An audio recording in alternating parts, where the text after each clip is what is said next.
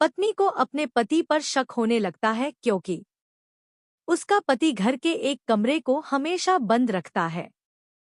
लेकिन जब वो एक दिन उस कमरे का दरवाजा खोलती है तो अंदर का सच देखकर उसकी आंखों में आंसू आ जाते हैं। शाम के करीब 7 बजे का समय था। सूरज धीरे धीरे ढल रहा था। घर के बाहर हल्की हवा चल रही थी। लेकिन स्नेहा के मन में एक अजीब सी बेचैनी थी। उसने अपने घर के उस कमरे की तरफ देखा जो हमेशा बंद रहता था। उस कमरे का दरवाजा हमेशा लॉक रहता था और उस कमरे की चाबी सिर्फ उसके पति अर्जुन के पास होती थी। स्नेहा कई बार पूछ चुकी थी, अर्जुन, इस कमरे में क्या है? लेकिन अर्जुन हर बार मुस्कुराकर कह देता, कुछ खास नहीं। लेकिन अगर कुछ खास नहीं था तो वो कमरे को हमेशा लॉक क्यों रखता था? यही सवाल स्नेहा के मन को परेशान कर रहा था। अजीब आदत। स्नेहा ने एक बात और नोटिस की थी। अर्जुन हर रात करीब 11 बजे उस कमरे में जाता था। अंदर करीब 1 घंटे तक रहता था, फिर बाहर आता था और बिना कुछ कहे सो जाता था। कई बार स्नेहा ने दरवाजे के पास जाकर सुना भी, लेकिन अंदर से सिर्फ धीमी आवाजें आती थी, जैसे कोई धीरे धीरे बात कर रहा हो या कोई चीज हिल रही हो। इससे स्नेहा का शक और बढ़ गया। शक की शुरुआत। एक दिन स्नेहा ने अपनी दोस्त से ये बात बताई। दोस्त ने मजाक में कहा, कहीं अर्जुन का कोई राज तो नहीं? ये बात सुनकर स्नेहा हंस तो दी, लेकिन उसके मन में शक का बीज पड़ गया। अब वो हर समय उस कमरे के बारे में सोचने लगी। आखिर उस कमरे में क्या है? वो रात। एक रात अर्जुन अचानक ऑफिस के काम से शहर से बाहर चला गया। जाने से पहले उसने कहा, मैं 2 दिन में वापस आ जाऊंगा। स्नेहा ने सिर हिला दिया।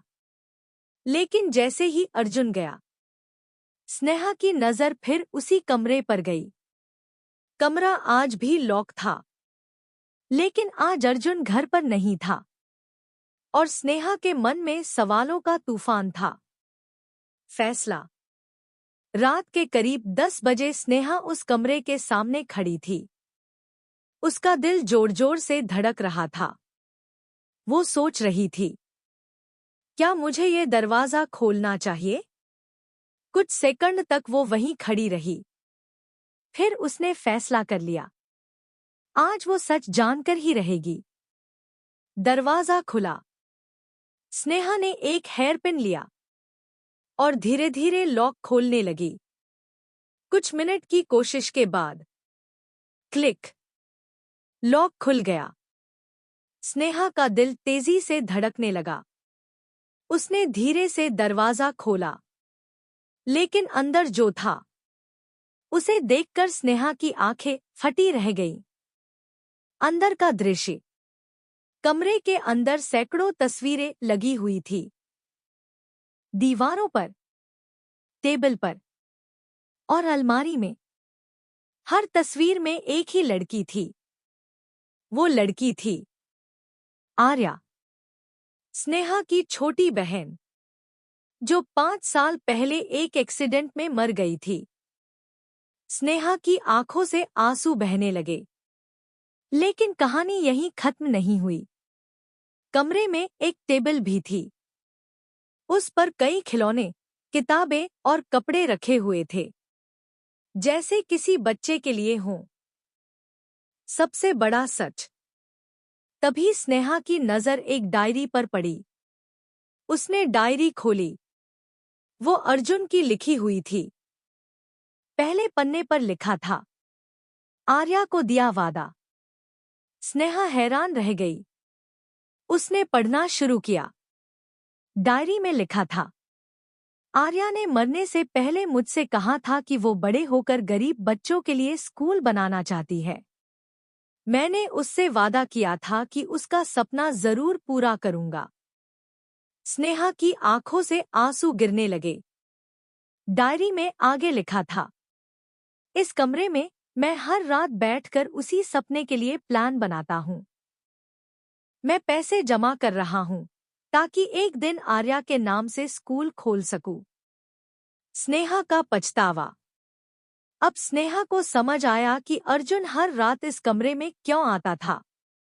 वो किसी राज को नहीं छुपा रहा था। वो एक सपना पूरा करने की कोशिश कर रहा था। स्नेहा जमीन पर बैठ गई और रोने लगी। उसे अपने शक पर बहुत पछतावा हो रहा था। अर्जुन की वापसी। अगले दिन अर्जुन वापस घर आया।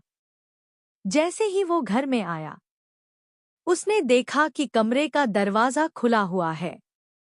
अर्जुन चौंक गया। वो अंदर गया। स्नेहा वहां बैठी रो रही थी। अर्जुन ने धीरे से पूछा, तुम अंदर आ गई? स्नेहा ने आंसू पोंछते हुए कहा, मुझे माफ कर दो अर्जुन। मैंने तुम्हें गलत समझा। अर्जुन हल्का सा मुस्कुराया। कोई बात नहीं। स्नेहा ने उसका हाथ पकड़ लिया। अब ये सपना सिर्फ तुम्हारा नहीं है, हमारा है। कहानी का सुविचार। कभी कभी जिन राजों को हम गलत समझते हैं, वो असल में किसी का सबसे खूबसूरत सपना होते हैं। शक रिश्तों को कमजोर करता है, लेकिन विश्वास उन्हें और मजबूत बना देता है।